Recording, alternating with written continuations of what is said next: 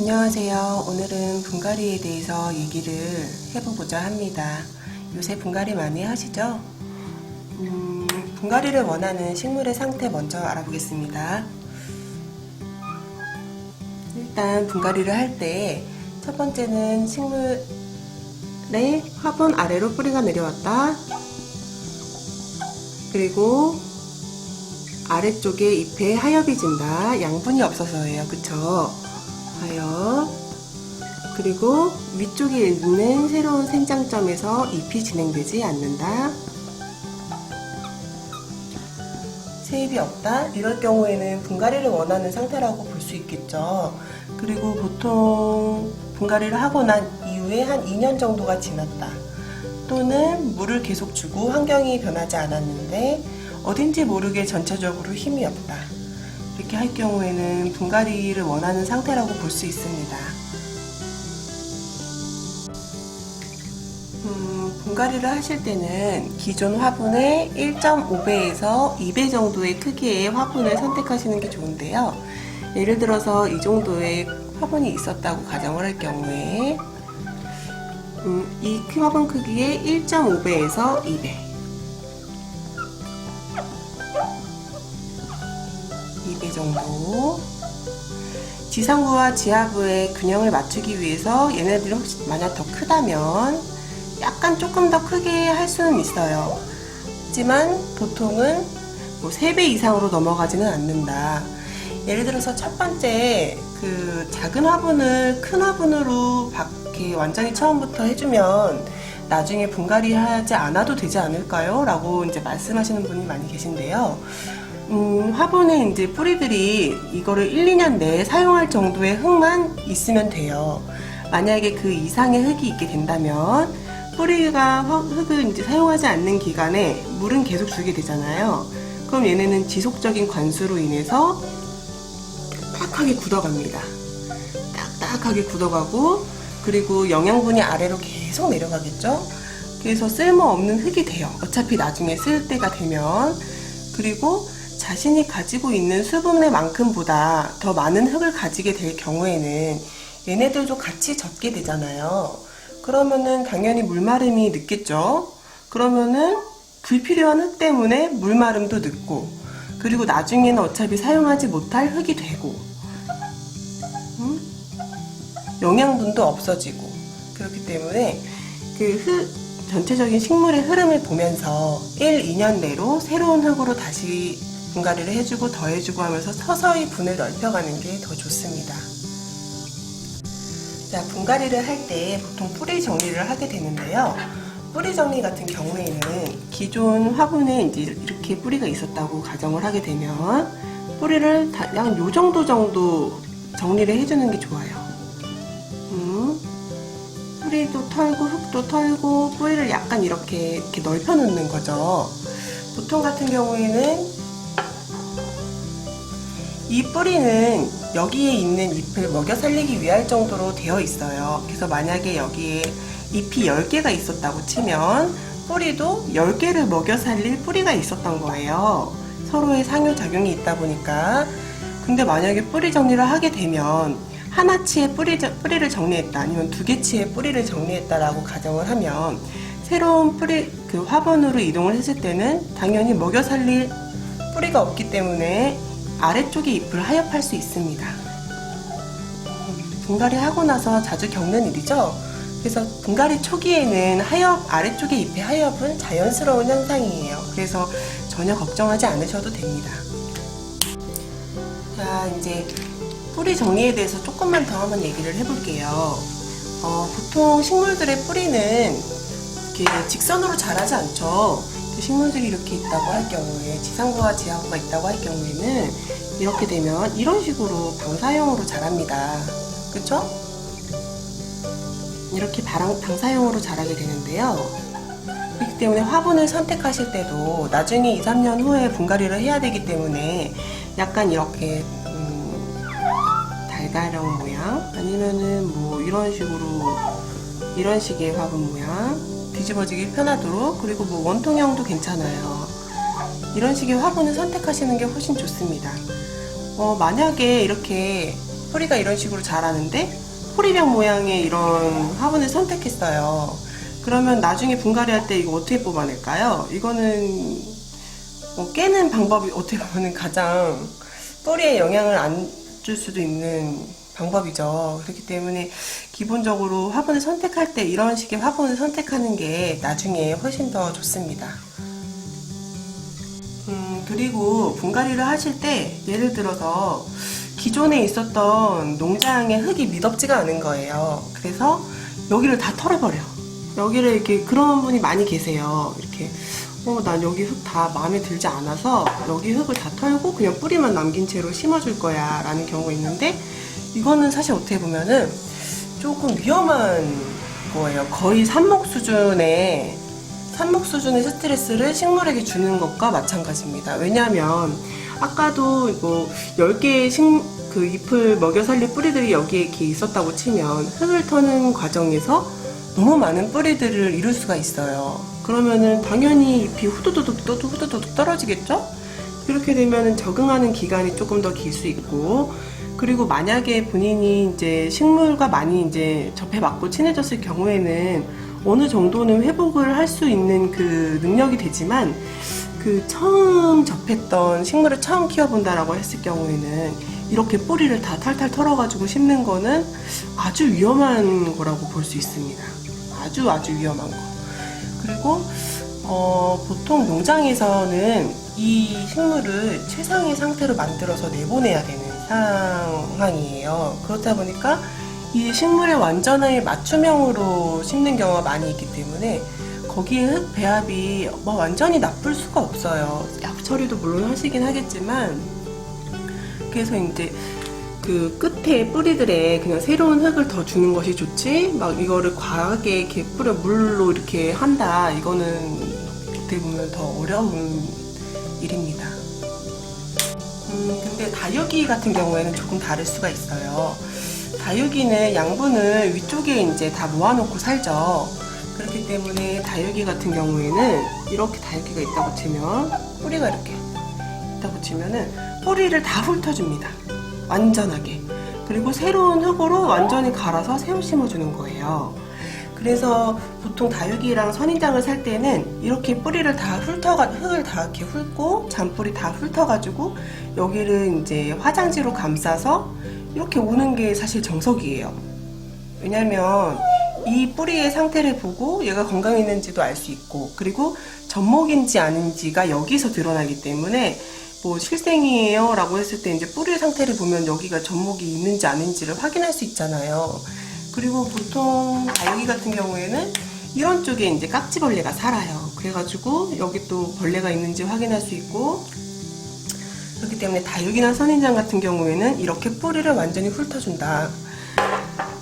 그리고 예를 들어서 이런 거 많이 보셨을 거예요. 얘네들은 그러면은 뿌리를 이렇게 다 훑어주고 새흙으로 완전히 채워주는데 화분을 굳이 큰 걸로 업할 필요가 있을까? 그래서 안 하셔도 돼요. 예를 들어 동그란 구형의 선인장인데 이만큼 막 머리는 이만한데 화분이 작은 경우가 있어요. 많이 보셨죠? 작은 화분에 큰 선인장, 이거 괜찮아요. 이렇게 키워도 돼요. 왜냐면은 여기가 다 새흙이거든요. 그리고 농장에서 묵힌다 아니면은 다지는 중이다 이렇게 할 경우에 이런 식으로 여기를 거의 마사 베이스로 해서 이렇게 짱짱하게 다지는 경우에 이런 식으로 심어주시기도 합니다. 그래서 다육이나 선인장 같은 경우에는 분갈이의 방법이 조금 다르다. 그거는 조금 알아두셔야 돼요. 그리고 여기는 완전히 이렇게 흙을 다 털어주는 것이 좋다. 그래서 새흙으로 완전히 해주고, 그리고 분갈이 후에 물을 주는 거에 대해서도 약간 제 의견이 있는데, 관엽이랑 나무 같은 것들은 분갈이 후에 바로 물을 주셔야 돼요. 바로. 하지만 선인장과 다육이는 2-3일 정도 말리는 시간을 갖습니다. 만약에 자기가 이제 선인장이나 다육이를 뽑아놨어요. 분갈이를 하려고. 그리고 2-3일 후에 심어줬어요. 그러면은 그 뽑아놓고 2-3일간의 간격이 있잖아요. 그러면 그때는 바로 주셔도 돼요. 근데 얘를 바로 뽑은 다음에 화분에 딱 심었어요. 그러면은 말리는 시간이 없었죠. 그러면은 그때는 2, 3일 후에 물을 주셔야 돼요. 예, 그게 좀 다릅니다. 자, 이제는 스티로폼을 왜 사용하는지 그거에 대해서 얘기를 해보고자 합니다. 처음에 제가 화분을 선택하실 때 이렇게 반달형의 화분이나 아니면은 뭐 마른 목골의 화분이 괜찮다 이렇게 말씀드렸었는데요. 요새는 불필요하게 긴 이런 원통형의 화분이 많이 있고 입구가 이렇게 넓고 이런 식의 이렇게 화분이 많이 있어요. 그죠? 그리고 여기다가 이제 이렇게 식재를 해가지고 판매가 되는데요. 1, 2년 내에 사용할 흙만 살짝 쓰면 되는데 이렇게 끼인 화분이랑 이렇게 원통형의 끼인 화분은 어떻게 해야 될까요? 흙을 얘네들에게 식재가 되는 식물들이 거의 뭐 고무나무 종류라든지 아니면 고무나무, 극락조 이런 애들이 많이 있는데 얘네들이 보통 지름이 뭐 30에서 40cm 정도 되는 애들을 여기다가 심어주는 경우가 많이 있어요. 그러면은 여기다가 이렇게 심어졌을 경우에 1, 2년 안에 사용할 흙을 여기다 이렇게 담아줬어요. 그러면 여기는 불필요한 공간이 되는 거예요. 얘한테는, 화분한테는, 식물한테는 완전히 불필요한 공간입니다. 왜냐면은 이렇게 높이는 어떻게 보면은 사람을 위해 만들어진 화분이라고 볼 수 있어요. 그 소파랑 뭐 거리를 눈높이를 맞춘다든지 아니면은 약간 이제 생활형으로 좁은 공간에 쏙 들어가게 만들어진 그런 화분이라고 볼 수가 있는데요. 얘네들은 필요한 화분이 1, 2년 안에 이렇게 뭐 2, 3년 안에 쓸 화분, 그 흙을 여기다가 배수총을 잘 만들어서 이렇게 심어놨는데 여기는 완전 불필요한 공간입니다. 근데 만약에 여기에다가 흙을 채워넣게 된다 라고 할 경우에는 어떻게 될까요? 배수구는 여기 가장 아래에 있는데 여기 흙을 꽉 채워놨어요. 뭐 나름대로 뭐 배수총을 만들었다고 하더라도 뿌리는 여기에 있어요. 식물의 뿌리는. 그러면은 당연히 통기가 안 되겠죠? 그렇죠? 한참 멀리 이제 가야 되는 상황이고, 그리고 여기를 막게 됐을 때 여기 무게로 인해서 지속적인 관수로 인해 여기다 또 꽉 막히게 됩니다. 완전히 아무리 배수를 잘 해놨어도 지속적인 관수에는 답이 없어요. 그래서 여기는 꽉 막히게 되고, 그러면 나중에 얘네들이 어떻게 될까요? 뭐 잘 크는 것 같다가 갑자기 막 노랗게 하얗게 하기 시작하면서 막 후두둑 떨어져요. 그러면은 대부분 보통 보면은 뭐 통풍이 안 됐을 경우, 그리고 뿌리가 발달이 어려울 경우, 이런 경우가 많이 이제 그런 영향을 주는데요. 그렇기 때문에 여기 안에는 흙을 채워넣어서도 안 되는 공간입니다. 그리고 만약 예를 들어서 나는 정말 잘하고 싶었어요. 그래서 여기다가 이제 휴가토 많이 쓰죠? 휴가토를 여기다 채워놨어요. 근데 휴가토는 많이 채워놓게 되면은 곰팡이 쓸어요. 아시죠? 여기다 이제 뭐 써야 되면은 이만큼을 채워놨어요. 휴가토를. 그럼 곰팡이 생깁니다. 그리고 그러면 휴가토 곰팡이 생긴데, 그래서 나는 큰 마사를 여기다가 넣을 거야. 여러분 혹시 여기다 마사 넣게 되면은 더 이게 그 흙이랑 해지면서 진덕진덕한 그 흙이 돼요. 마사가 쉽게 마른다라고 생각할 수 있어요. 왜냐하면 보통 여기 위에다 이렇게 깔아놓는 식으로 마사를 사용하기 때문에. 근데 마사가 흙 속에 들어가서 섞이게 되면은 그렇게 잘 마르는 편은 아니에요. 그리고 마사의 끝이 날카롭습니다. 그래서 만약에 뿌리가 두꺼운 몬스테라나 아니면 셀림 종류 같은 거를 심었는데 밑에 마사를 깔아놨다 라고 하면은 뿌리가 이만큼 두꺼운데 얘네는 막 이렇게 얇은 뿌리처럼 나가지 않잖아요. 그럼 이렇게 꺾이는 와중에 여기 마사가 이렇게 띄게 있었어요. 이렇게. 그럼 상처 내겠죠? 그러면은 당연히 여기가 이제 또 상처가 났으니까 그거에 대해 아물거나 아니면 세균이 뭐 들어갈 수도 있는 거고, 그렇기 때문에 마사 같은 경우에는 큰 마사를 많이 쓴다는 거는 좀 식물에게 좋지 않습니다. 그렇기 때문에 여기를 스티로폼으로 채워주는 거예요. 근데 이제 스티로폼이 문제가 되는 게 뭐냐면은 불필요하게 필요 이상으로 스티로폼을 많이 채울 경우, 그때는 당연히 쓸 흙이 없으니까는 문제가 되죠. 그리고 원래의 정석으로 하게 된다면 여기에 이제 각 스티로폼을 이렇게 다 채운 다음에 그 다음에 여기다가 아시죠? 그물망을 여기다가 깔아주는 거예요. 여기는 스티로폼이고, 그리고 여기다가 그물망을 깔아주고, 여기서부터 베스팅이 시작됩니다.